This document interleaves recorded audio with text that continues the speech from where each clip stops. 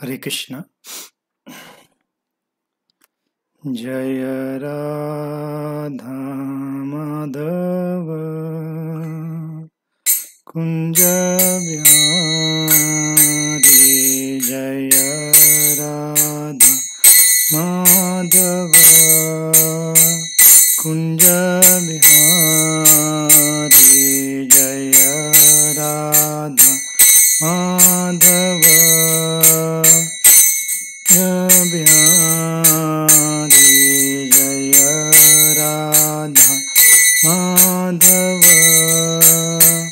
कुंज बिहारी। जय गोपीजन वल्लभ गिरिवरधारी।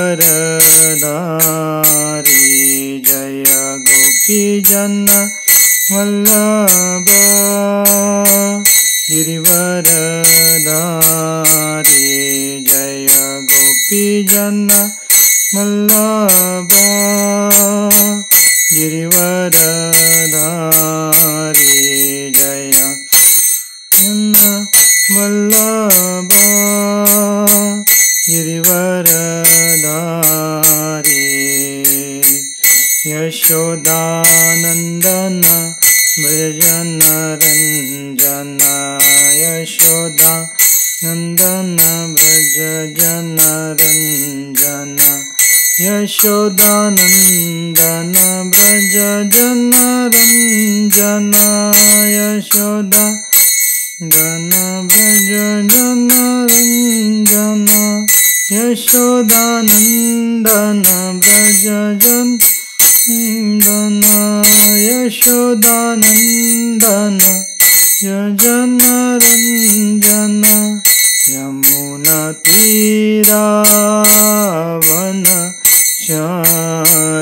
यमुनातीरावनचारि।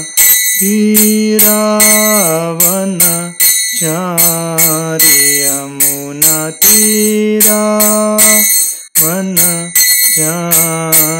यमुनातीरावनचारि।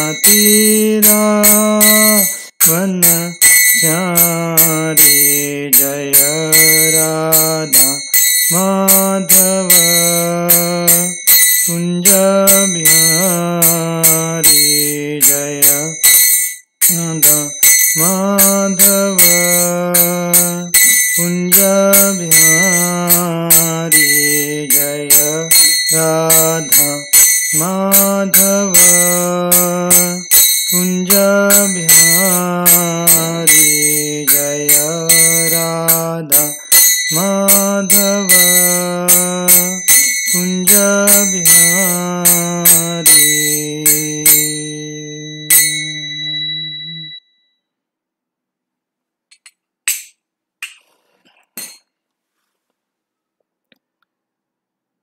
ओम नमो भगवते वासुदेवाय। ओम नमो भगवते वासुदेवाय। ओम नमो भगवते वासुदेवाय। नमो विष्णुपादाय कृष्णपृष्ठाय भूतले श्रीमते भक्तिवेदांत स्वामिन् इति नामिने। नमस्ते सारस्वती देवे गौरवाणी प्रचारिणे। निर्विशेष शून्यवादी पाश्चात्यदेशतारिणे। जय श्री कृष्ण चैतन्य प्रभु नित्यानंद। श्री अद्वैत गदाधर श्रीवासादि गौर भक्तवृंद। हरे कृष्णा कृष्णा कृष्णा हरे हरे। हरे राम राम राम हरे हरे।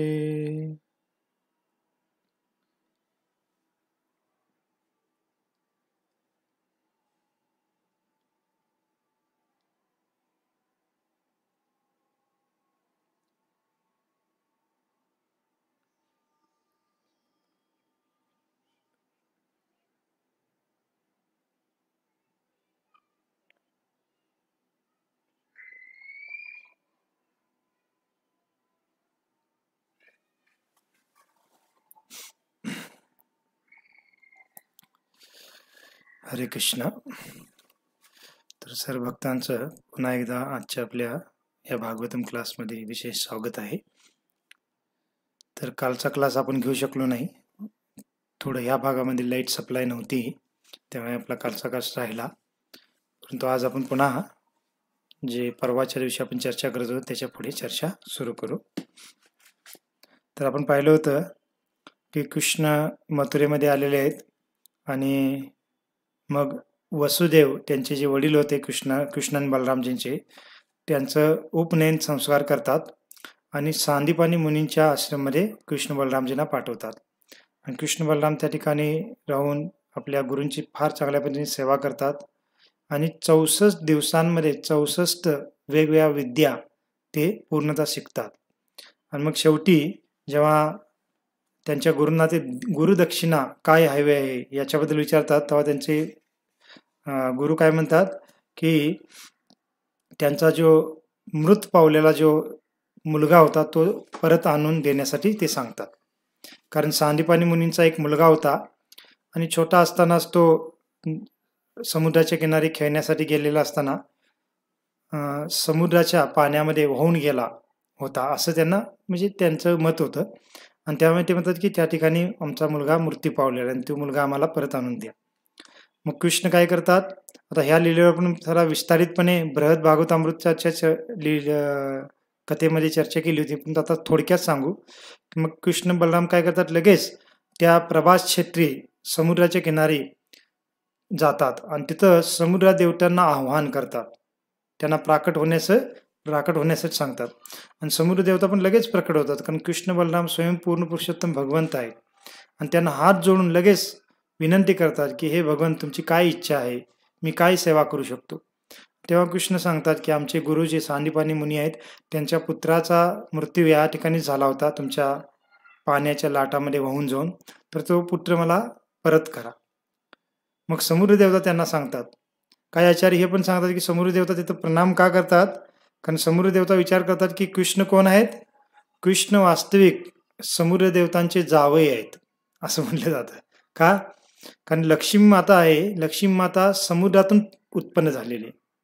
आता खाऱ्या समुद्रातून नाही, पण तो जे गर्भोदक सागर आहे त्याच्यामध्ये जेव्हा समुद्र मंथन लीला झाली, त्या समुद्र मंथनामध्ये लक्ष्मी मातेची उत्पत्ती झालेली आहे, म्हणून लक्ष्मी मातेला समुद्राची पुत्री पण म्हणलं जातं. आणि कृष्ण लक्ष्मी मातेचे स्वामी आहेत, पती आहेत, आणि त्यामुळे समुद्र एकदम फार आदराने भगवंतांना प्रणाम करतात. एक तर ते पूर्ण पुरुषोत्तम भगवंत आहेत आणि दुसरे म्हणजे त्यांच्या पुत्रीचे पती आहेत, म्हणजे जावई आहेत. आणि सामान्यतः जे सासरे असतात किंवा पत्नीचे आईवडील असतात, ते आपल्या मुलीच्या पतीला फार सन्मान देत असतात. तर तशा पद्धतीने समुद्र देवता भगवंतांना प्रणाम करतात आणि मग म्हणतात की वास्तविक सांदीपानी मुनीचा जो पुत्र आहे तो माझ्या जलामध्ये बुडून मेलेला नाहीये, तर या समुद्राच्या आत फार तळाला म्हणजे फार खोलवर तळामध्ये एक फार शक्तिशाली असुर राहतो, त्याचं नाव आहे पांचजन्य. आणि ह्या पांचजन्य असुराने काय केलेलं आहे, सांदीपानी मुनीच्या मुलाला भक्षण केलेलं आहे, त्यांनी त्या मुलाचा वध किंवा हत्या केलेली. मग कृष्ण म्हणतात की ठीक आहे, मग तो कुठे आहे मला सांगा, आम्ही तिथे जाईन. मग ते सांगतात की समुद्राच्या फार गहन तळाला तो नेहमी वास करत असतो.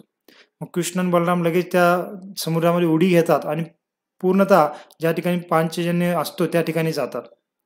आणि तिथं जाऊन तो झोपलेला होता, कारण पांचजन्य म्हणजे तो शंकाच्या रूपात होता आणि त्या ठिकाणी तो झोपलेला होता. तर भगवान त्याला आव्हान करतात आणि त्याचे युद्ध करतात आणि त्याला हरवतात, त्याचा वध करतात. आणि वध केल्यानंतर त्याचं शरीर फाडून बघतात की त्याच्या शरीरामध्ये पोटामध्ये तो बालक आहे का, पण तिथंही त्यांना काही म्हणजे दिसत नाही. मग तिथून भगवान श्रीकृष्ण बलरामजी कुठे जातात, यमलोकामध्ये जातात, संयमनी नगरी. यमलोकाचं नाव आहे संयमनी नगरी. तर त्या ठिकाणी जातात आणि तिथं जाऊन आपला हा जो पांचजन्य होता, शंकाच्या रूपात जो असुर होता, त्याला मारल्यानंतर तो जो शंख आहे तो शंख भगवंत आपल्यासोबत घेतात. कारण हा जो पांचजन्य आहे हा भगवंतांचा शंखच होता. तर याच्याबद्दल पण गर्ग संहितेमध्ये कथा आलेली आहे की हा पांचजन्य असुर कसा बनला होता. तर भगवंताची वेगवेगळी आयुध आहेत, वेगवेगळी अस्त्र आहेत, शस्त्र आहेत. त्याच्यामध्ये तलवार आहे, सुदर्शन चक्र आहे, गदा आहे आणि पांचजन्य शंख पण. भगवंताचा जो शंख आहे त्या शंखाचंच नाव आहे पांचजन्य. तर हे सर्व आयुध आणि जे शंख किंवा कमल पण भगवंताच्या हातामध्ये असतं, ते सर्व व्यक्ती स्वरूपात भगवंताच्या धामात असतात. आपण सांगितले बऱ्याच वेळेला या गोष्टी.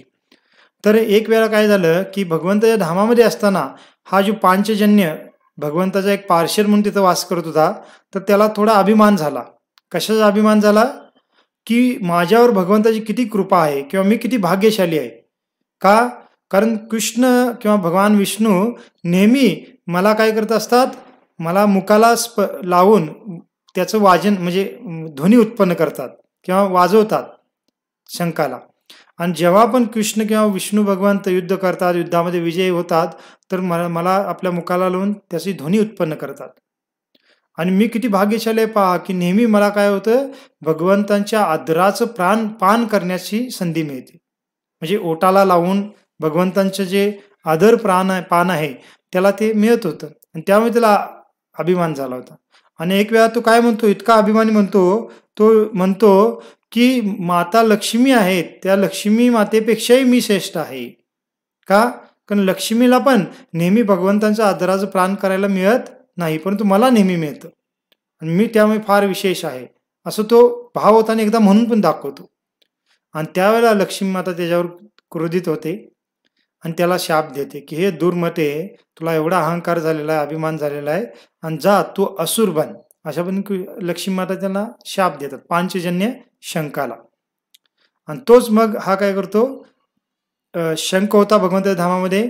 तर आता इथं भौतिक जगामध्ये एक समुद्रामधला फार मोठा जो शंख असतो, शंख पण एक म्हणजे प्राणीच आहे, तर त्या रूपामध्ये तो असुर बनतो आणि तोच हा पांचजन्य होता. आणि मग परंतु भगवंताचा तो पार्षद आहे, काही झालं तरी मग भगवंत त्याचा उद्धार करून पुन्हा भगवंत आपल्या धामामध्ये घेऊन जातात.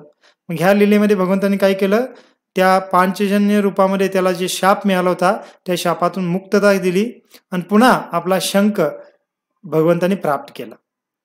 याचा अर्थ भगवंताचा शंख गमावून बसलेले असं नाही भगवंत, परंतु मनुष्य लीलेमध्ये तसं लीला करतात की भगवंतांना तो शंख त्या पांचजन्य असुराला मारल्यानंतर मिळाला. किंवा आपण श्रवण केलं होतं की जो कौस्तुभ मणी आहे भगवंताच्या गावामध्ये, तो मणी कोण देतो भगवंतांना? नाग पत्न्या, ज्या कालियाच्या पत्न्या होत्या, त्या पत्न्या भगवंतांना जेव्हा कालियाचं दमन केल्यानंतर, त्याला मुक्त केल्यानंतर भेट म्हणून देतात.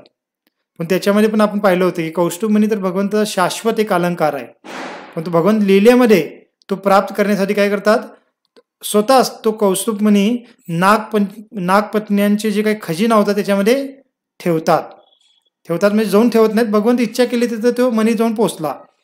आणि मग नागपत्न्यांना कळतच नाही की हा मणी कुठला आहे, किंवा त्यांना वाटतं की आपल्या खजानामधलाच मणी आहे.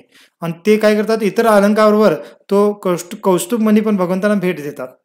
आणि तेव्हापासून कृष्ण कौस्तुभ मणी आपल्या गळ्यामध्ये घालत आहेत असं लीलेमध्ये, म्हणजे कृष्ण लीलेमध्ये दाखवलं जातं. परंतु कौस्तुभ मणी तर भगवंताचा शाश्वत अलंकार आहे. भगवंताच्या धामामध्ये नेहमी ते धारण केलेले असतात. तर तसंच हा पांचजन्य पण शंख भगवंताचा शाश्वत एक म्हणजे त्यांच्या हातातला आयुध म्हणू शकत नाही, पण तो एक नेहमी ते धारण करतात. कारण विष्णू भगवान चतुर्भुज असतात, तर त्यांच्या चारही हातामध्ये शंख, चक्र, गदा, पद्म असं 4 वस्तू असतात, आपण नेहमी सांगतो. तर त्याच्यापैकीच हा पांचजन्य शंख आहे. मग त्यावेळेला भगवंत कृष्ण लीलेमध्ये तो शंख पुन्हा प्राप्त करतात आणि तो शंख जेव्हा ते यमपुरीमध्ये जातात, तिथं ते त्या यमपुरीच्या दरवाजामध्येच, प्रवेशद्वारावरच तो शंख जोरात वाजवतात. आणि तो शंख ऐकल्या यमराजांना कळतं की माझे स्वामी आलेले आहेत. आणि यमराज आपल्या सहायकांच्या सोबत त्या प्रवेशद्वारावरच उपस्थित होतात भगवंताचं स्वागत करण्यासाठी. आणि भगवंताचं स्वागत करून ते भगवंतांना विनंती करतात की तुम्ही कोणत्या इच्छेने इथे आला आहात, मी काय तुमची सेवा करू शकतो. तर कृष्ण त्यावेळेला त्यांना सांगतात की माझ्या गुरूंचा जो मुलगा आहे तो तुमच्या नगरीमध्ये आहे आणि त्याला मला परत करा. आणि लगेच यमराज, त्याच्या अगोदर पहिला यमराज पूजन करतात भगवंताचं आणि बलरामजींचं, वेगवेगळे उपहार देऊन त्यांचा सत्कार करतात आणि नंतर मग जो सांदीपनी मुनींचा जो पुत्र होता तो त्यांना परत करतात. आणि कृष्ण मग काय करतात, त्या पुत्राला घेऊन पुन्हा सांदीपानी मुनींच्या आश्रममध्ये अवंतीपूर इथे येतात आणि त्यांना तो परत करतात. आणि ते पाहिल्यानंतर त्यांचे जे गुरु होते किंवा गुरुपत्नी होत्या ते फार आनंदित होतात. लगेच ते आपल्या छोट्याच्या बालकाला आलिंगन देऊ लागतात. त्यांची जी माता होती त्या म्हणजे सांदीपानी मुनींची जी पत्नी होती ती बालकाला लगेच चुंबन करून एकदम आलिंगन देऊ लागते. ती फार आनंदित होती आणि तो आनंद पाहून कृष्ण पण आनंदित होता. आणि कृष्ण पुन्हा आणि आपल्या गुरूंना म्हणतात की हे गुरुदेव, ठीक आहे, तुमची आम्ही ही इच्छा पूर्ण केली आहे, अजून काही तुम्हाला गुरुदक्षिणा हवी असेल तर सांगा, असं कृष्ण त्यांना म्हणतात. मग त्यावेळेला सांदीपानी मुनी काय म्हणतात बघा. सांदीपानी मुनी म्हणतात, कृष्ण आणि बलराम यांना म्हणतायत, वत्स हो, तुम्ही उभयतांनी उत्तम प्रकारची गुरुदक्षिणा दिलेली आहे. खरोखर तुम्ही दोघेही शिष्य म्हणून लाभलेल्या गुरुस इतर कोणत्या इच्छा असू शकतील. तर सांदीपानी म्हणून म्हणतात की तुमच्यासारखे जर शिष्य ज्या गुरुला लाभले असतील त्या गुरूंची इतर काही इच्छा असू शकेल, काहीच इच्छा असण्याची आवश्यकता नाही. का? कारण त्याच्या सर्व इच्छा आपोआप पूर्ण होतील. तर असं सांदीपानी मुनी त्यांना बोलतात. आणि सांदीपानी मुनी पण त्यांच्यावर प्रसन्न होऊन त्यांना वरदान देतात. कारण जरी ते कृष्ण बलराम पूर्ण पुरुषोत्तम भगवंत असले तरी सांदीपानी मुनींच्यासाठी ते आपले शिष्यप्रमाणेच आहेत. आणि त्यांच्याप्रती सांदीपानी मुनींचा एक वात्सल्य भाव आहे. आणि वात्सल्य भावामध्ये सांदीपानी मुनी त्यांना वरदान देतात. म्हणतात की तुम्ही जे काही शिक्षण या गुरुकुलमध्ये घेतलेलं आहात ते आजीवन तुम्हाला विस्मरण होणार नाही. त्याचं तुम्हाला नेहमी त्याचं स्मरण राहील. अशा पद्धतीने त्यांना विशेष आशीर्वाद देतात. आता भगवंतांना ह्या आशीर्वादाची आवश्यकता आहे का? नाही. भगवंत तर सर्वज्ञ आहेत. त्यांच्या म्हणजे स्मरणातून कोणतीच गोष्टी विस्मरण होऊ शकत नाही. परंतु गुरूंनी आपल्या शिष्यांना तो आशीर्वाद दिला आणि भगवंतांनी तो स्वीकारला. आणि भगवंत काय करतात, मग पुन्हा आपल्या रथामध्ये बसून कृष्ण आणि बलराम मथुरे नगरीमध्ये परत येतात. आणि मथुरावासी फार आनंदित होतात. कारण आता बऱ्याच कालावधीपासून कृष्ण बलराम सांदीपानी मुनींच्या आश्रममध्ये होते आणि मथुरावासींना त्यांचं दर्शन होत नव्हतं. पण आता त्यांना दर्शन घडलेलं आहे. आणि ते त्यामुळे मथुरावासी पुन्हा आनंदित होऊन भगवंताचं दर्शन करणं त्यांच्यासाठी आणि विशेष वेगळ्या सेवा करणं हे त्यांचं चालू होतं. मग आता काय होतं की कृष्ण आता शिक्षण घेऊन पुन्हा मथुरेमध्ये आले. तर आता कृष्ण विचार करतात की मी गोकुल वृंदावनमधनं मथुरेला येऊन बरेच दिवस झालेले आहेत आणि मी गोकुलवासियांना वृंदावनवासियांना वचन दिलं होतं की काही दिवसात मी परत येईन, परंतु मी अजून गेलेलो नाही. आणि वृंदावनवासी फार दुःखी असणार आहेत. माझ्या स्मरणामध्ये ते फार एकदम व्याकुळ झालेले असणार आहेत. आणि त्यामुळे आपण काहीतरी केलं पाहिजे किंवा म्हणजे त्यांच्या सात्वनासाठी आपण काहीतरी कोणाला तर पाठवलं पाहिजे असं विचार करून भगवान काय करतात, उद्धवला आपल्याकडे बोलवतात. आता उद्धवाची व्रज यात्रा म्हणून हा 46वा अध्याय सुरू होतो पुढचा. तर उद्धव हे कोण आहेत? तर आपण सांगितलेलं आहे काही वेळेला की उद्धव हे भगवंतांचे चुलत भाऊ आहेत. एकदा मी बृहद भागवतामृत कथेमध्ये थोडं आत्तेभाव आहेत असं सांगितलं होतं, थोडं चुकून. परंतु भागवतामध्ये म्हणलेलं आहे की ते चुलत भाऊ आहेत भगवंतांचे. तर जे भगवंतांचे वडील होते वसुदेव, त्या वसुदेवांचे एक भाऊ होते, त्यांचं नाव होतं देवभाग. तर ह्या देवभागाचे हे उद्धव पुत्र होते. म्हणजे भगवंतांचे चुलत भाऊ होते उद्धवजी. आणि उद्धवजींचं शरीर कसं होतं, म्हणजे शरीर रचना कशी होती, हुबेहूब ते भगवान श्रीकृष्णांप्रमाणे दिसत होते. आणि त्यांचा वर्ण पण भगवंताप्रमाणेच काळासावा होता. आणि मग उद्धवजींना कृष्ण एक दिवस बोलवतात आणि एकदम उद्धवजींचा हात आपल्या हातामध्ये घेऊन उद्धवजींना म्हणतात, काय म्हणतात पहा. ते म्हणतात, कृष्ण उद्धवजींना म्हणतायत, हे उद्धवा, कृपया वृंदावनी जा आणि आमच्या मात्या पितांना सुख समाधान दे. तसेच माझ्या विरहामुळे दुःख भोगणाऱ्या गोपींना माझा संदेश देऊन त्यांचेही दुःख दूर कर. तर उद्धवजींना सांगत आहेत की तुम्ही वृंदावनला जावा आणि त्यांचं दुःख दूर करा. पुढे आणि काय म्हणतात बघा. मी का वाचून दाखवली, कारण भगवंतांना गोपींबद्दल किंवा वृंदावनवासियांबद्दल किती प्रेम आहे, जरी ते मथुरात होते ते याच्यावरनं कळतं. आणि ते काय काय स्मरण करतायत वृंदावनवासियांच्या बद्दल ते ह्या पुढच्या श्लोकावरनं कळतं. ते म्हणतात उद्धवजींना, म्हणजे कृष्ण उद्धवजींना म्हणतात, त्या गोपींची मने सदैव माझ्या स्थायी तल्लीन झालेली असतात आणि त्यांचे प्राणही नित्य नेमाने मला समर्पित असतात. माझ्या संतुष्टीसाठी त्यांनी आपल्या देहाशी संबंधित सर्व कर्तव्यांचा त्याग केलेला आहे. त्यांनी वर्तमान जीवनातील सुखे आणि पुढील जन्मातील सुखे प्राप्त करून घेण्यासाठी आचरली जाणारी धार्मिक कर्तव्ये देखील त्यागलेली आहेत.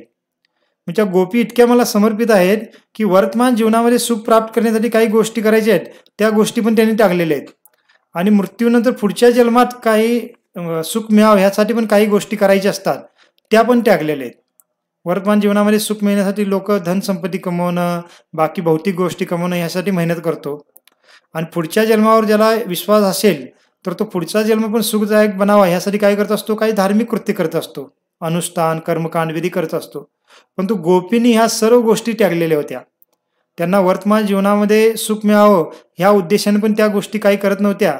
आणि पुढच्या जन्मात पण आम्हाला काही सुख मिळावं म्हणून काही धार्मिक अनुष्ठान कर्मकांड विधी ते पण काही त्या करत नव्हत्या.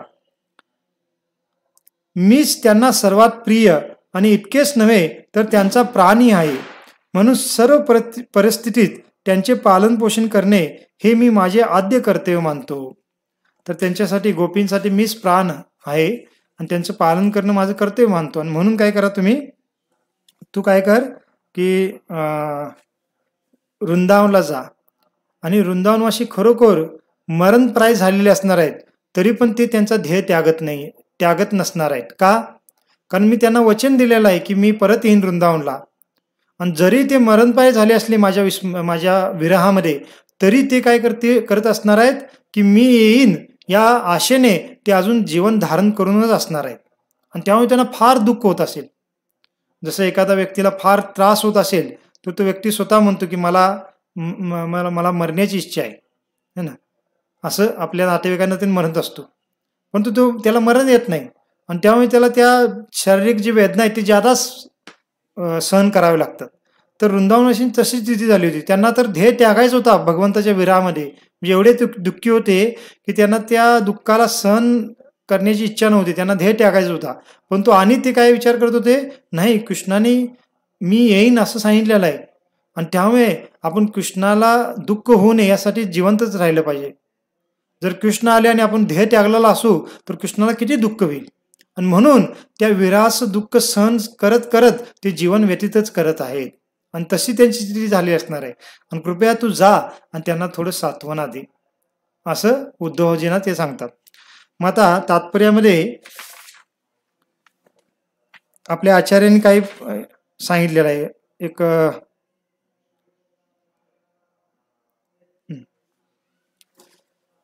आचार्य म्हणतात की काही जण विचार करतील की बाबा कृष्णांना एवढं वृंदावनवासींबद्दल प्रेम होतं किंवा वृंदावनवासींचं एवढं कृष्णावर प्रेम होतं, तर मग भगवंत स्वतः का वृंदावनला गेले नाहीत? किंवा ठीक आहे वृंदावनला ते जाऊ शकत नाहीत तर वृंदावनवासींना मथुरेला बोलवू शकले असते. किमान नंदबाबा आणि यशोदा मातेला तर बोलवू शकले असते, कारण ते तर त्यांचे आई वडील होते, त्यांनी पालन केलं होतं लहानपणापासून. मग किमान जसा आईबाबांना एखादा मुलगा कुठं परगावी किंवा परदेशात गेला असेल जॉब करण्यासाठी, तर काही कालावधीमध्ये जर त्या मुलाचं फार प्रेम असेल आई वडिलांवर तर तो बोलवून घेतो. पण तसं मग भगवंतांनी मथुरेला का बोलवून घेतलं नाही असा एखादा प्रश्न विचारेल, तर आचार्य त्याचं कारण फार सुंदर सांगतात. कारण समजावून घ्या, फार महत्वपूर्ण आहे. कारण हे आपल्याला कळालं पाहिजे. कारण काय आपल्याला पण वाटत असेल की वृंदावन काही फार लांब नाही, तर मग ते एकमेकाला जाऊन भेटू का शकत नव्हते किंवा तिथंच का राहिले नाहीत असं पण विचारलं. तर आचार्य सांगतात त्याचं कारण हे आहे की मथुरातला भाव वेगळा आहे, भगवंतांच्या संबंधितला प्रेमाचा भाव, आणि वृंदावनवरला भाव वेगळा आहे. भगवान श्रीकृष्ण वृंदावनवासियांना मथुरेमध्ये का बोलवत नव्हते? कारण मथुरेमध्ये सर्व मथुरवासी आहेत, त्यांना भगवान श्रीकृष्णांना एक राजकुमाराच्या वेशामध्ये पाहण्याची इच्छा असत होती. कारण त्यांचा भाव कसा आहे, मथुरेवासींचा ऐश्वर्य भाव आहे की कृष्ण वसुदेवाचे पुत्र आहेत, ते राजकुमार आहेत, मग त्यांनी एकदम फार उच्च पैराव घातला पाहिजे, फार सुंदर अलंकार घातले पाहिजे. आणि त्या स्थितीमध्ये त्यांनी जेव्हा भ्रमण करतील मथुरेच्या मार्गावरनं, तर त्या वेशामध्ये कृष्णाला पाहून मथुरवासींना फार आनंद येत होता. आणि मग वृंदावनवासी जर मथुरेमध्ये आले असते आणि त्यांना जर असं रूप पाहायला मिळालं असतं तर त्यांना आनंद झाला नसता. कारण वृंदावनवासींना भगवंताचं कोणतं रूप पाहण्यामध्ये आनंद असतो, तो त्यांना भगवंतांच्या बाल गोपाळ रूपामध्ये पाहण्यामध्ये त्यांना आनंद असतो. आणि बाल गोपाळ रूप म्हणजे काय, धोती घातलेले भगवंतांनी साधारण आपली गोपाल सारखी आणि थोडं वन फेटा बांधलेला आहे डोक्याला. गोकुलमध्ये किंवा वृंदावनमध्ये भगवान मुकुट घालत नाहीत, पण मथुरा किंवा द्वारकेमध्ये भगवान मुकुट घालतात, सोन्याचं मुकुट. पण वृंदावनमध्ये पगडी बांधतात, आणि त्या पगड्यांवर पण काय असतं, मोरपीस असतो, एक वनामधली काही फुलं असतात, भगवंताच्या मुखाला वनामधल्या वेगवेगळ्या रंगाने रंगवलेलं असतं, आणि असं रूप पाहायला वृंदावनवासींना फार आनंद मिळतो. मग ते जर वृंदावनवासी मथुरेमध्ये आणले असते तर मथुरावासींना तिथं भगवंताच्या रूपाला, मथुरेमधल्या रूपाला पाहून आनंद मिळाला नसता. आणि मग वृंदावनवासींना जर आनंद देण्यासाठी भगवंतानी मथुरेमध्ये पण जर गोपालजींचा वेश घालून तिथे राहिले असते तर मग कोणाला आनंद मिळाला नसता? मग मथुरावासींना आनंद मिळाला नसता. मथुरावासींना वाटलं असतं की हा तर आपल्या राजाचा मुलगा आहे आणि असं का एकदम ग्रामीण मुलासारखा राहत आहे, असं राहिलं नको पाहिजे. का? कारण मथुरावासींना पण प्रेम होतं कृष्णांवर. जसं आपल्या एखादा फार धनाढ्य व्यक्तीचा, धनाढ्य आई वडील असतील आणि त्यांचा मुलगा जर फाटकी कपडे, मळकी कपडे घालून फिरत असेल तर त्या आईवडिलांना फार दुःख वाटेल. त्यांना काय वाटत त्यांना आनंद कशाला मिळतो की आम्ही एवढं धनाढ्य आहोत तर आमचा मुलगा पण एकदम फार चांगली कपडे, म्हणजे उच्च प्रतीचे कपडे घालून भ्रमण केला पाहिजे किंवा त्यांनी राहिलं पाहिजे, त्याच्यामध्ये त्यांना आनंद वाटतो. तर मथुरावासींचा तसा भाव होता, कारण मथुरा ही राजधानी होती. तिथले लोक फार ऐश्वर्यशाली जीवन जगत होते आणि कृष्णाला तशा वेशामध्ये पाहण्यामध्ये त्यांना आनंद मिळत होता. पण वृंदावनवाशांना ग्रामीण गोपालच्या रूपामध्ये पाहण्यामध्ये आनंद मिळत होता. आणि म्हणूनच पाहतो आपण, जेव्हा वृंदावनवासी आणि द्वारकावासी कुरुक्षेत्र या ठिकाणी भेटतात फार वर्षानंतर, तर त्यावेळेला सर्व वृंदावनवासी काय करतात, कृष्ण, बलराम आणि सुभद्रा यांचे जे राज पेहराव आहेत ते बदलतात, त्यांना वृंदावनवासींचे पेहराव घालतात आणि त्यांच्या रथामध्ये बसून त्यांचा रथ स्वतः ओढून घेऊन वृंदावनला येऊ लागतात. त्यालाच आपण रथयात्रा म्हणतो, जगन्नाथजींची रथयात्रा. तर त्यावेळेला पण आपण पाहिलं की वृंदावनवासींना भगवंतांना राजवेशामध्ये पाहायला आनंद मिळतच नव्हता, त्यांना गोपालच्या वेशामध्येच आनंद मिळत होता. आणि मग भगवंतांना काय होता की अशा पद्धतीने मथुरामध्ये मग कोणाला संतुष्ट करायचं आणि कोणाला दुःख द्यायचं ही फार अडचण निर्माण झाली असती कृष्णांसाठी. आणि म्हणून कृष्ण वृंदावनवाशांना मथुरेमध्ये घेऊन येत नव्हते. आणि वृंदावनवासींची काय इच्छा होती की कृष्ण म्हणजे माझा मुलगा आहे, कृष्ण म्हणजे माझा सखा आहे, कृष्ण म्हणजे माझा प्रियकर आहे, आणि या भावनेने ते कृष्णाचे एकदम स्वाभाविकपणे आचरण करत होते. परंतु मथुरामध्ये तसं नाही. मथुरामध्ये सर्वजण कृष्ण म्हणजे राजकुमार आहेत आणि पूर्ण पुरुषोत्तम भगवंत आहेत असं म्हणून त्यांना प्रणाम करत होते, फार आदर देत होते. पण वृंदावनमध्ये तसं नाही. आणि विचार करा, मग मथुरेमध्ये जर वृंदावनवासी जे गोपसखा आहेत ते कृष्णाबरोबर खेळू लागले, कृष्णाच्या पाठीवर बसू लागले, तर मथुरेवासींना हे पाहून चांगलं वाटेल का? नाही वाटणार, है ना. तर त्यामुळे भगवंत वृंदावनवासींना मथुरेमध्ये आणत नव्हते, म्हणजे बोलवलं नाही. कारण ते मथुरेवासींनाच मी वृंदावनला जो माझं आचरण आहे ते पाहून आनंद मिळणार नाही. आणि मग दुसरा एक प्रश्न येतो, मग कृष्ण वृंदावनला का गेले नाहीत? तर त्याचं कारण आपण सांगितलेलं आहे की कृष्णांना वृंदावनवाशांना काय करायचं होतं, विरह भावनेतला जो आनंद आहे तो प्रदान करायचा होता, आणि म्हणून कृष्ण वृंदावनला गेले नाहीत. परंतु हे कारण झालं आध्यात्मिक कारण किंवा अंतर्गत कारण झालं. परंतु जे लीलेचे अंतर्गत कारण काय सांगितलं जातं की कृष्ण म्हणतात, म्हणजे कृष्ण जे लीलेचे अंतर्गत कारण सांगतायत की आता मी कंसाचा वध केलेला आहे आणि उग्रसेन राजा झालेले आहेत, वसुदेव आणि देवकी जे त्यांचे माता पिता होते ते पण मुक्त झालेले आहेत.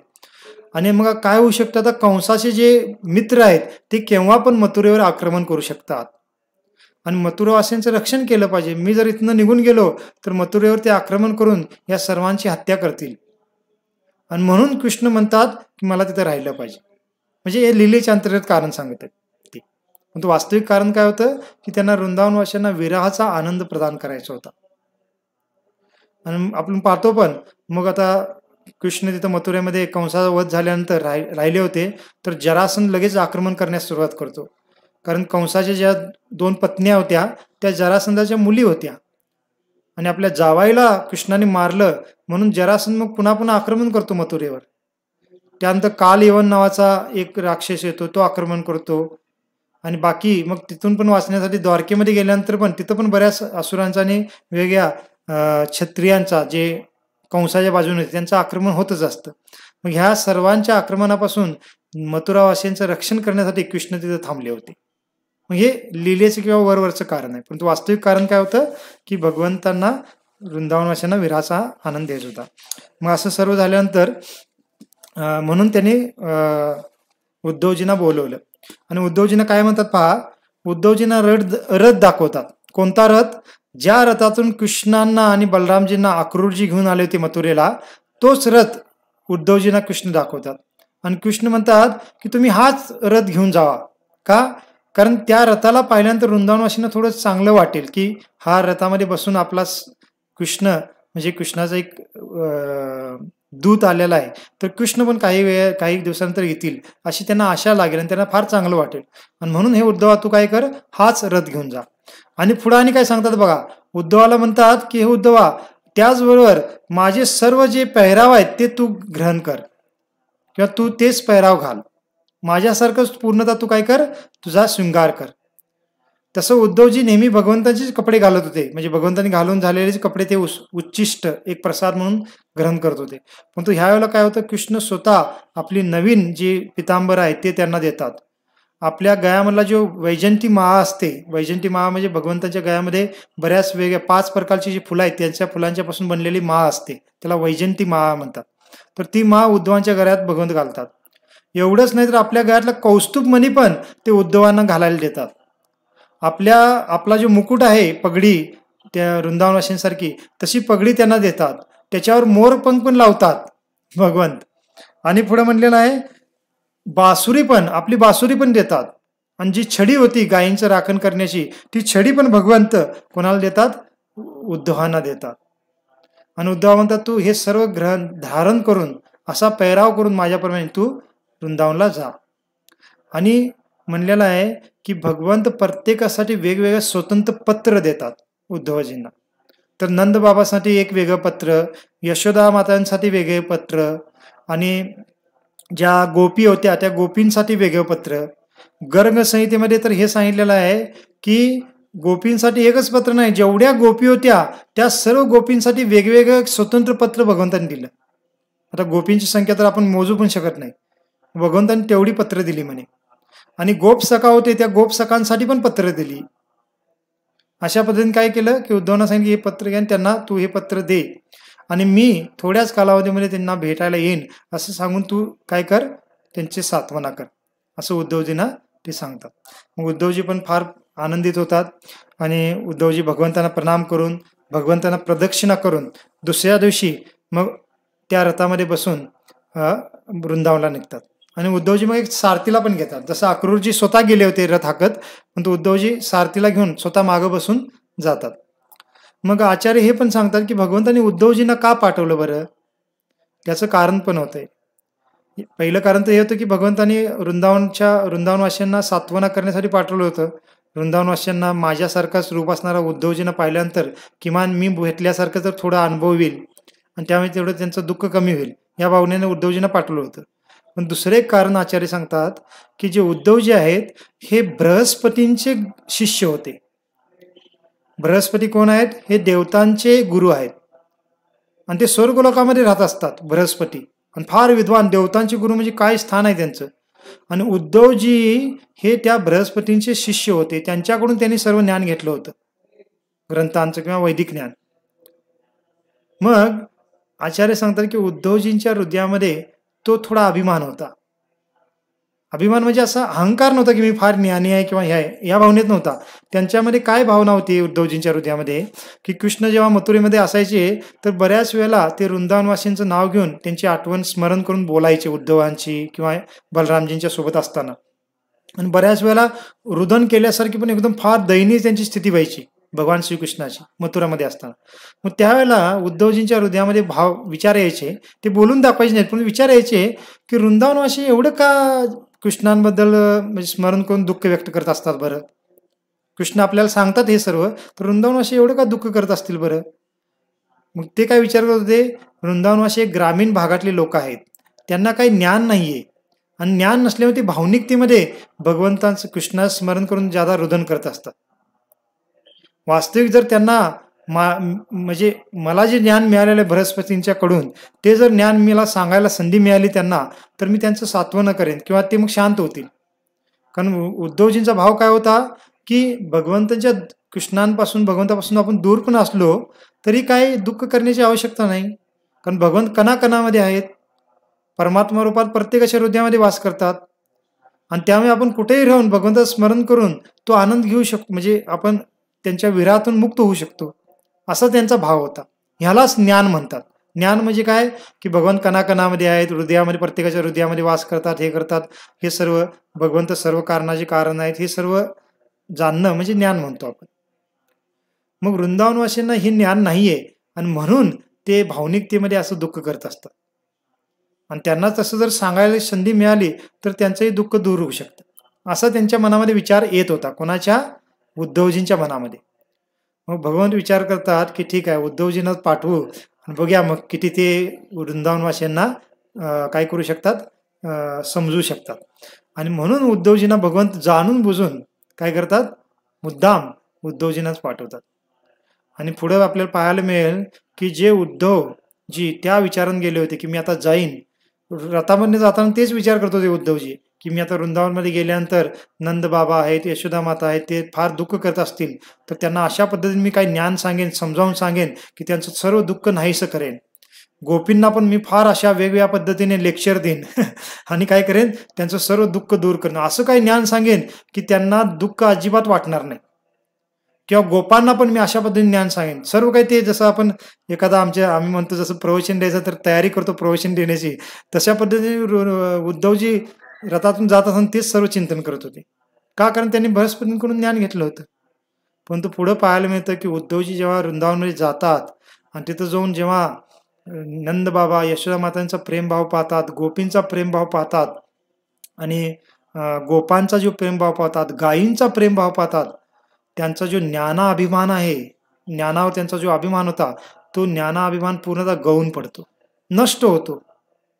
आणि हेच उद्धवजी जे वृंदावनवासींना समजावायला गेले होते, ते उद्धवजी शेवटी काय प्रार्थना करतात भगवंताकडे? वृंदावनमधनं बाहेर पडत असताना ते प्रार्थना करतात की हे भगवंता, ह्या वृंदावनमध्ये मला एखाद्या गवताच्या पात्याचं स्थान द्या. का? कारण जेणेकरून या सर्व वृंदावनवासींची, ह्या गोपींची जी चरण रज आहे ती माझ्या मस्तकावर मी धारण करू शकेन. कारण एवढे हे श्रेष्ठ आहेत, मी तर एकदम तुच्छ आहे त्यांच्यासमोर. हे त्यावेळेला उद्धवजींना कळतं आणि त्यासाठीच भगवंतांनी अशा पद्धतीने विशेष कृपा करण्यासाठी उद्धवांना मुद्दाम म्हणून भगवान काय करतात, पाठवतात. मग हे पण एक दुसरा उद्देश होता. आणि म्हणून मग उद्धवजी ह्या वृंदावनवासींना भेटून आल्यानंतर मग फार श्रेष्ठ भक्त बनतात. पहिला पण भक्त होते परंतु ज्ञान मिश्रित भक्त होते ते. आणि वृंदावनवासी हे शुद्ध भक्त आहेत. पण आता वृंदावनवासींना भेटल्यानंतर उद्धवजी पण एकदम वृंदावनवासींप्रमाणेच भक्त बनतात. आणि म्हणून आपण जेव्हा बृहद भागवतामृतांची चर्चा करत होतो पहिल्या भागाची, ज्याच्यामध्ये नारद मुनी भगवंताचे श्रेष्ठ भक्त कोण आहेत याचा शोध घेत होते, तर त्या शोधामध्ये आपण पाहिलं की उद्धवजींचं स्थान काय आहे. तर आपण पाहिलं होतं, त्याच्यामध्ये 1-2 मिनिटात मी थोडं सांगतो आपल्याला, की पहिला पाहिलं होतं की जे नारद मुनी आहेत ते एका ब्राह्मणाला भेटतात. तर तो ब्राह्मण काय म्हणतो, दक्षिण भारतातला एक राजा आहे, तो माझ्यापेक्षा श्रेष्ठ भक्त आहे. नारद मुनी त्या राजाकडे जातात, तर तो राजा म्हणतो नाही, माझ्यापेक्षा इंद्र श्रेष्ठ भक्त आहे. इंद्र म्हणतो ब्रह्माजी माझ्यापेक्षा श्रेष्ठ भक्त आहेत. ब्रह्माजी म्हणतात शिवजी माझ्यापेक्षा श्रेष्ठ आहेत. शिवजी म्हणतात नाही, प्रल्हाद महाराज माझ्यापेक्षा श्रेष्ठ आहेत. प्रल्हाद महाराज काय म्हणतात, हनुमानजी माझ्यापेक्षा श्रेष्ठ आहेत. आणि हनुमानजी काय म्हणतात, नाही, हनुमानजी म्हणतात पांडवगण जे आहेत ते माझ्यापेक्षा श्रेष्ठ आहेत. आणि पांडवगण म्हणतात नाही, आमच्यापेक्षा जे द्वारकावासी आहेत ते सर्वात श्रेष्ठ आहेत. आणि द्वारकावासी काय म्हणतात, द्वारकावासी म्हणतात की आमच्या द्वारकामध्ये आम्ही जे यादवगण राहतो त्या यादवगणामध्ये सर्वात श्रेष्ठ भक्त कोण आहे, उद्धवजी सर्वात श्रेष्ठ भक्त आहेत. आणि उद्धवजी मग काय म्हणतात, नाही, माझ्यापेक्षा वृंदावनवासी सर्वात श्रेष्ठ भक्त आहेत. आणि वृंदावनमध्ये पण ज्या गोपी आहेत त्या सर्वात श्रेष्ठ आहेत. आणि त्या गोपीमधली जी राधाराणी आहे ती सर्वोच्च भक्त आहे भगवंतांची. तर हे त्यावेळेला आपण पाहिलं होतं. मग या कर्मवारीमध्ये पाहिलं तर उद्धवजींचा क्रमांक 2रा आहे भगवंताच्या भक्तांच्या कर्मवारीमध्ये. सर्वोच्च वृंदावनवासी भक्त आहेत आणि वृंदावनवासींच्या खालोखार उद्धवजींचा नंबर येतो किंवा नाव येतं. मग जे ज्ञान मिश्रित भक्त होते ते एवढे श्रेष्ठ स्तराचे भक्त कसं बनू शकले? का? कारण भगवंतांनी त्यांच्यावर कृपा केली. कशा पद्धतीने? की त्यांना वृंदावनवासियांना समजवण्यासाठी पाठवलं. म्हणजे तसं उद्धवजी मानत होते की मला समजवण्यासाठी पाठवलेलं आहे. परंतु तिथे गेल्यानंतर ते स्वतःच काय झाले, वृंदावनवासींचे एकदम सेवक भावनेमध्ये भक्त बनून परत आले. आणि म्हणून उद्धवजी भगवंतांना आल्यानंतर म्हणतात की हे कृष्णा, तुम्ही मला वृंदावनला पाठवून माझ्यावर एवढी कृपा केलेली आहे, त्याचं मी काही शब्दामध्ये वर्णन करू शकत नाही. तुम्ही सर्वोच्च माझ्यावर कृपा केलेली आहे वृंदावनमध्ये मला पाठवून. जर तुम्ही मला वृंदावनमध्ये पाठवलं नसतं तर ह्या वृंदावनवासीचा भक्तीचा भाव काय आहे मी कधी समजूच शकलो नसतो आणि मी स्वतःला श्रेष्ठ मानत बसलो असतो. परंतु तुम्ही काय केलं, माझा अहंकार नष्ट केला, असं उद्धवजी भगवंतांना म्हणतात आल्यानंतर. तर म्हणून भगवंतांनी उद्धवजींना पाठवलं होतं. आता उद्धवजी काय करतात, रथामध्ये बसून चालले होते विचार करत करत, आणि सूर्यास्ताच्या वेळी ते मग गोकुलमध्ये प्रवेश करतात. जसं अक्रूरजी पण सूर्यास्ताच्या वेळेलाच गोकुलमध्ये प्रवेश केले होते, तसंच ह्यांचा पण रथ सूर्यास्तामध्ये वेळेला गोकुलमध्ये प्रवेश करतो. आणि त्यावेळेला काय गोकुलमधली स्थिती होती की जे गोप बालक आहेत ते गायींना घेऊन गेले होते वनामध्ये, तर ते परत येत होते आणि त्या गायींच्या खुराने काय होत होतं, गोकुलची जी काही धूळ आहे ती आकाशामध्ये उडत होती. आणि त्या धुळीमध्ये जे उद्धवजी आहेत त्यांना समोरचं धुळीमुळे काहीच दिसत नव्हतं, अशी स्थिती होती. आणि गायींचं हंबरणं त्यांना ऐकू येत होतं. गायी आहेत, वासरं आहेत, तिकडे तिकडे धावत आहेत, पळत आहेत. आणि ह्या फार सुंदर अशा दृश्याच्या मध्येच ते काय करतात, गोकुलमध्ये प्रवेश करतात. आणि मग त्यावेळेला जे गोप बालक आहेत भगवंताचे मित्र, ते गायी घेऊन चालले होते आणि ते पाहतात, दूरनच पाहतात की एक रथ येत आहे. आणि जेव्हा तो रथ जवळजवळ येऊ लागतो तर त्यांना लगेच कळतं की हा तोच रथ आहे. कोणता रथ? ज्या रथातून कृष्ण मथुरेला गेले होते. आणि ते रथ जसं पाहतात त्यांना फार आनंद हृदयामध्ये वाटू लागतो. त्यांना वाटतं की कृष्ण चाललेले आहेत का. आणि आणखी जेव्हा जवळ रथ येतो तर ते पाहतात रथामध्ये कोण आहेत. ते विचार करतात लांबून, हा तर नंदनंदन म्हणजे कोण, हा तर कृष्णच आहे आपला, असं फारच एकदम आनंदित होतात. का? कारण उद्धवजीने पूर्ण तसाच पेहराव केला होता आणि उद्धवजी दिसत पण तसंच होते. आणि मग पुन्हा विचार करतात गोप बालक की मग कृष्ण एकटाच का आलेले आहेत बरं, आपले बलरामजी कुठे आहेत, कृष्णांच्या सोबत नेहमी ते असतात, बलरामजी तर रथामध्ये दिसत नाहीत, कृष्ण एकटेच आलेले आहेत. असं म्हणून लगेच धावत पळत ते जे मित्र होते भगवंतांचे ते रथाच्या जवळ येतात.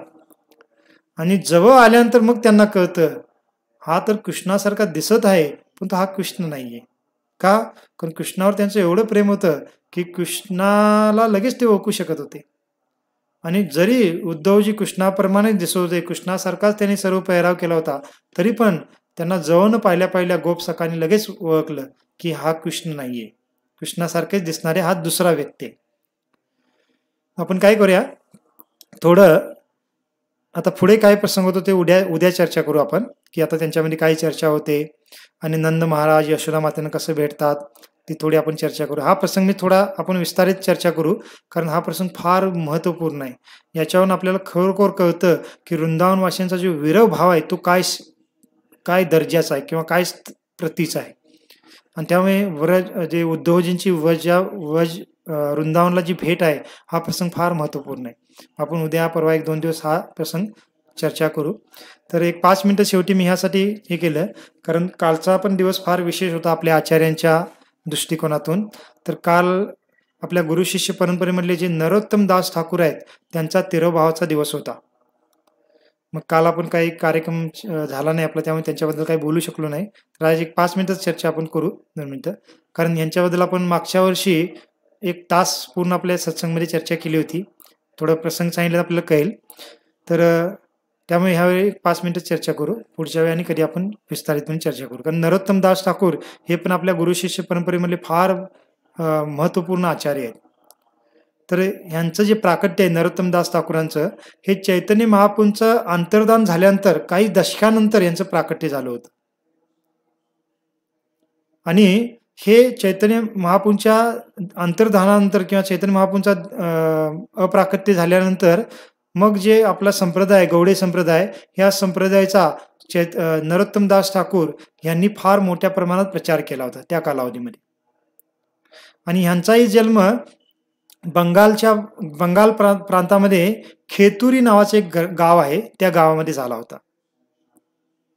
आणि यांच्याबद्दल काय विशेष सांगितलं जातं की हे जे नरोत्तम दास ठाकूर आहेत हे कोण आहेत बरं, तर चैतन्य महाप्रभूंच्या हृदयामध्ये जे कृष्ण प्रेम आहे त्या कृष्ण प्रेमाचा अवतार आहेत म्हणे, असं काही आचार्य सांगतात. आता भगवंतांच्या जसं एक आयुध आहे ते आयुध पण व्यक्ती स्वरूपात आहेत, तसं भगवंतांच्या हृदयातील एखादी भावना पण एक अवतार स्वरूपात येऊ शकते. जसं कृष्ण लीलेमध्ये जे अभिमन्यू आहेत, अभिमन्यू कोण, जे राधाराणीचे पती, अभिमन्यू म्हणजे जे पांडवांचे पुत्र ते नाहीत, परंतु जे राधाराणीचे पती होते अभिमन्यू ते कोण आहेत, ते भगवंताच्या सावलीचे अवतार आहेत असं म्हटलं जातं. तर भगवंताच्या कोणत्याही गोष्टीपासून अवतार धारण करू शकतात भगवंत.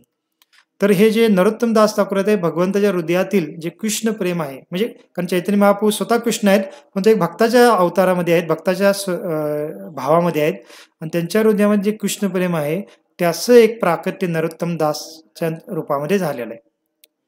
आणि म्हणलेलं आहे की जेव्हा चैतन्य महाप्रभू एकदा कीर्तन करत आपल्या पार्षदांसोबत त्या खेतुरी गावामध्ये गेले होते.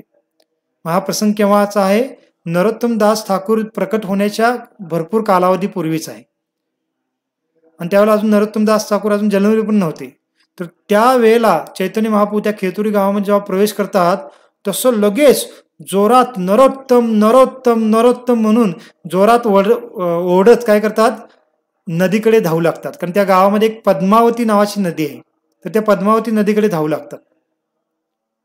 आणि सर्वजण आश्चर्य करू लागतात. भगवंताचे जे पार्षद होते चैतन्य महाप्रभूंचे, ते विचार करतात की नरोत्तम म्हणून कोणाला हाक मारतायत चैतन्य महाप्रभू, कारण आपल्या भक्तांमध्ये आपल्या भक्तांच्या समुदायामध्ये नरोत्तम नावाचं तर कोणी नाहीये, आणि चैतन्य महाप्रभू कोणाला हाक मारत आहेत. आणि तसं विचार करत सर्व पार्षद पण त्यांच्या मागे पळू लागतात, आणि पळत ते सर्वजण पण पद्मावती नदीच्या किनारी येतात. आणि त्यावेळेला त्यांना नित्यानंद प्रभू विचारतात की हे महाप्रभू, हे नरोत्तम कोण आहेत, तुम्ही कोणाचं नाव घेऊन एवढे भाव म्हणजे एकदम भावामध्ये आलेला आहात, एवढे तुम्ही काय सात्विक तुमच्यामध्ये भाव येत आहेत. तर त्यावेळेला चैतन्य महाप्रभू सांगतात की हे नित्यानंद, ह्या खेतुरी गावामध्येच काही कालावधीनंतर कृष्णाचे फार श्रेष्ठ भक्त प्रकट होणार आहेत, आणि त्यांचं नाव असणार आहे नरोत्तम, आणि ते काय करतील, भगवान श्रीकृष्णाच्या भक्तीचा फार मोठ्या प्रमाणात प्रचार करतील, आणि त्यांचं स्मरण होऊन मी त्यांचं नाव घेत आहे. आणि असं म्हणून चैतन्य महाप्रभू काय करतात, त्या पद्मावती किंवा पद्मा पण म्हणतात त्या नदीला, तर ते पद्मा किंवा पद्मावती नदीमध्ये प्रवेश करतात. आणि जसं त्या नदीमध्ये प्रवेश करतात तर त्या नदीचं पाणी जसं भगवंताला स्पर्श होतं शरीराला, तर त्या नदीमध्ये फार जोरात लाटा येऊ लागतात, उफान येतो त्या नदीला, आणि सर्व भक्त घाबरतात. तर त्यावेळेला नित्यानंद प्रभू चैतन्य महाप्रभू सांगतात की हे नित्यानंद, मी ह्या नदीमध्ये आज माझ्या हृदयातील जे कृष्ण प्रेम आहे ते समाविष्ट करून ठेवत आहे. आणि त्या पद्मावती नदीला सांगतात की हे पद्मावती, तू काय कर की माझं कृष्ण प्रेम तुझ्या नदीमध्ये मी काय करत आहे, समाविष्ट करून देत आहे. आणि जेव्हा नरोत्तम दास ठाकूर प्रकट होतील आणि ज्या वेळेला ते तुझ्या नदीमध्ये स्नान करण्यास येतील, तर हेच कृष्ण प्रेम तू नरोत्तमला प्रदान कर, आणि त्यानंतर मात्र ते कृष्ण प्रेमाचा फार मोठ्या प्रमाणात प्रचार करतील, असं चैतन्य महाप्रभू नित्यानंद प्रभूंना आणि त्या नदीला पण सांगतात. आणि ते जे उपान आला होता, तो उपान कशामुळे आला होता, चैतन्य महाप्रभूंच्या हृदयातील कृष्ण प्रेमाच्या अनुभवाने त्या नदीला पण तेवढा उपान आला होता.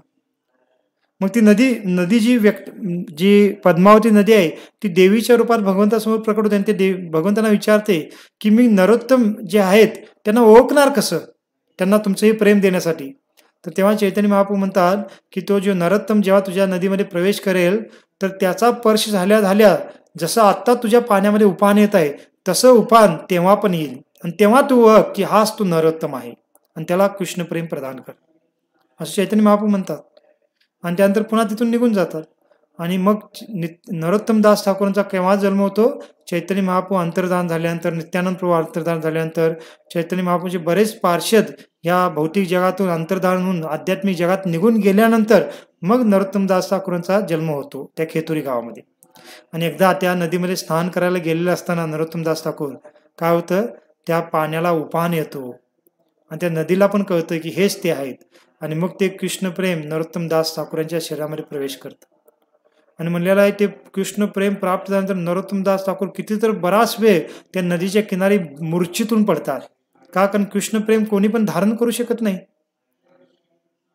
आणि त्या कृष्ण प्रेमाच्या भावामध्ये ते बराच वेळ मूर्छित पडून पडले होते.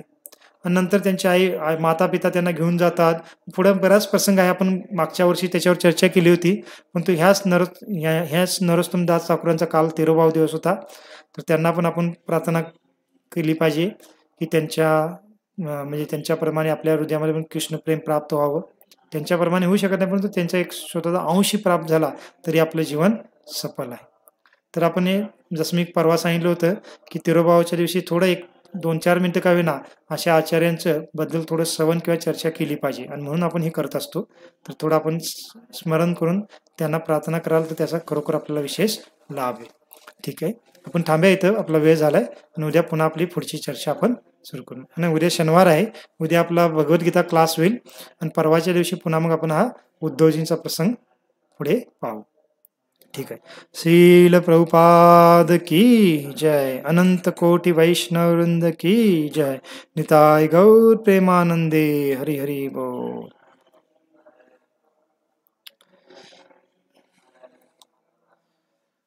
नमस्ते नर सिंहाय. नमस्ते नर सिंहाय. प्रल्हाद लाद दाहिने. प्रल्हाद लाद दाहिने. हिरण्यकशिपूर्वक्षः. हिरण्यकशिपूर्वक्षः. शीलटङ्कनकालये. शीलटङ्कनकालये. तो न सिंगापर तो न सिंगाय. तो न सिंगापर तो न सिंगा. यतो यतो यामित तो न सिंगा.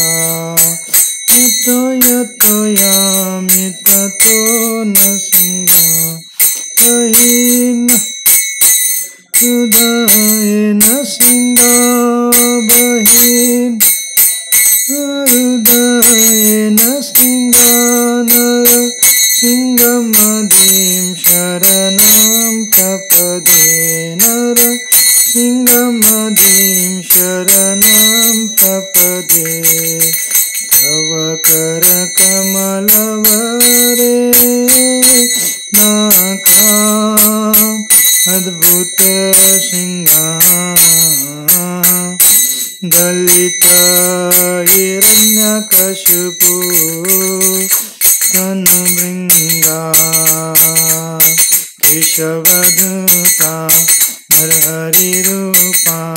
जय जगदीश हरे. जय जगदीश हरे. जय जगदीश हरे. तव कर कमलवरे नाका. अद्भुत सिंहा. दलित हिरण्यकशिपु तनुभृंगा. विश्ववधूता नरहरि रूपा. जय जगदीश हरे. जय जगदीश हरे. जय जगदीश हरे. जय केशवधूता नरहरि रूपा. जय जगदीश हरे. जय जगदीश हरे. जय जगदीश हरे. जय विघ्न विनाशक नृसिंहदेव. विघ्न विनाशक नृसिंहदेव. जय विघ्न विनाशक नृसिंहदेव. विघ्न विनाशक नृसिंहदेव. जय प्रल्हाद महाराज. प्रल्हाद महाराज. प्रल्हाद महाराज. जय प्रल्हाद महाराज. जय प्रल्हाद महाराज. प्रल्हाद महाराज. प्रल्हाद महाराज. जय प्रल्हाद महाराज. प्रभुपाद प्रभुपाद प्रभुपाद जय जय प्रभुपाद प्रभुपाद प्रभुपाद प्रभुपाद नित्य गौर गो हरि बोल हरि बोल हरि बोल नित्य गौर हरि बोल हरि बोल हरि बोल हरि बोल। भक्ति विघ्न विनाशक भक्त वत्सल श्री नरसिंह भगवान की जय। भक्तराज श्री प्रहलाद महाराज की जय। शील प्रभुपाद की जय। निताय गौर प्रेमानंदे। हरि हरि बोल। हरे कृष्णा।